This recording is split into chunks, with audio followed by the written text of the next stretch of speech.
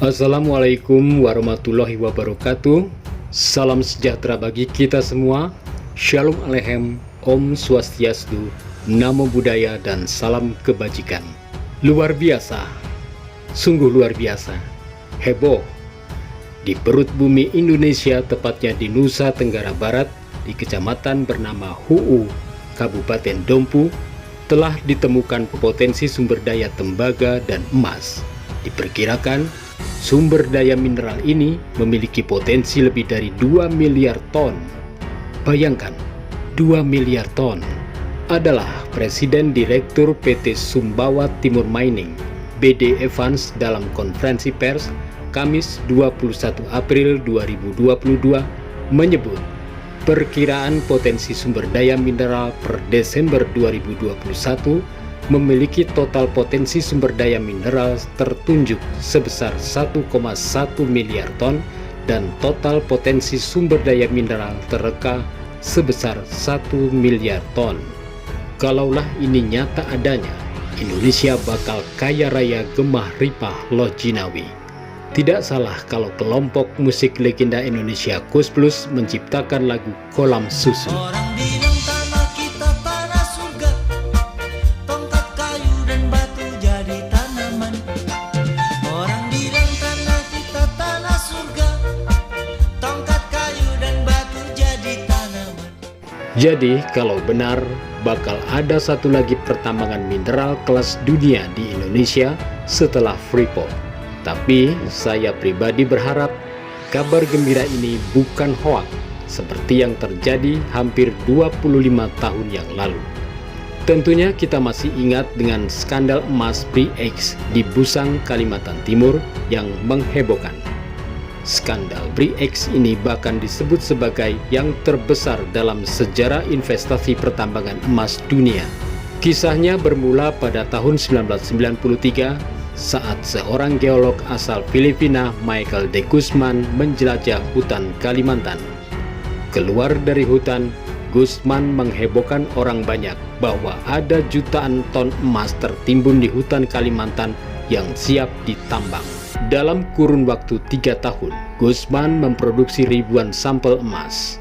Sampel-sampel itu pun berhasil menarik kepercayaan para investor agar menanamkan modalnya di salah satu perusahaan tambang di Kanada di mana Guzman bekerja.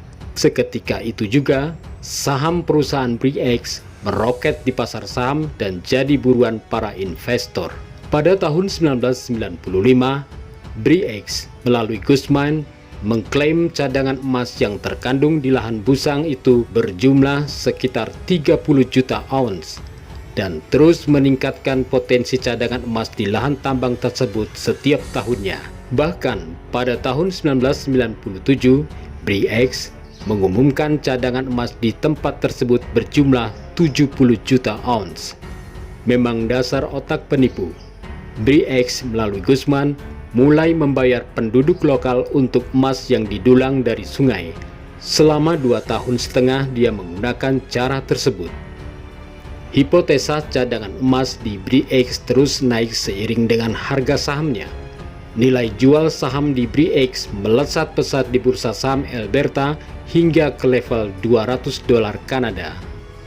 Para investor yang skeptis dengan bisnis tambang emas itu lantas mengirim auditor independen untuk mengecek komoditas logam mulia tersebut. Kala itu, para auditor menemukan itu bukan emas hasil tambang, melainkan logam mulia yang didulang dari sungai. Namun Guzman tak kehabisan akal. Dia membeberkan teori vulkanik yang membuat para investor kembali percaya dan menanamkan modalnya. Harga saham BRIEX kembali melonjak.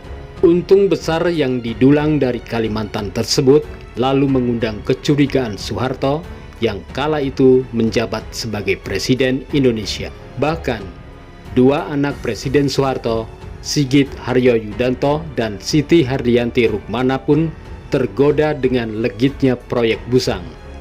Mereka turut berusaha terlibat di dalamnya. Tak ketinggalan Muhammad Hasan atau kerap disapa Bob Hasan dan PT Freeport Indonesia. Keikutsertaan pemerintah Indonesia yang semula dianggap bisa menguntungkan kelak justru menyisakan comeng di muka sendiri. Dunia internasional pun jadi tahu betapa serakahnya kroni-kroni Soeharto dan tidak profesionalnya pemerintah dalam menangani bisnis pertambangan. Dan legitnya Busang akhirnya memunculkan satu masalah kala itu. Ternyata di lokasi tambang Busang Kalimantan Timur tidak ditemukan adanya emas alias zong. Gusman adalah penipu yang memberi kesan bahwa perusahaannya menambang banyak emas dan sukses membuat para investor mengguyur perusahaannya dengan dana segar. Kasus skandal terbesar dalam sejarah pertambangan dunia ini bahkan menarik industri perfilman Hollywood memproduksi film berjudul Gold yang dirilis akhir Desember 2016.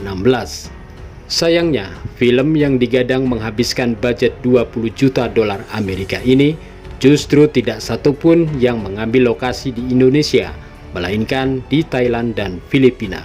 Semoga saja skandal BRIEX ini jadi pelajaran berharga bagi para pengambil keputusan di negeri ini. Jangan sampai temuan di Nusa Tenggara Barat ini dijadikan komoditas Hollywood untuk sequel filmnya. Saya Heri Sutopo, sampai jumpa.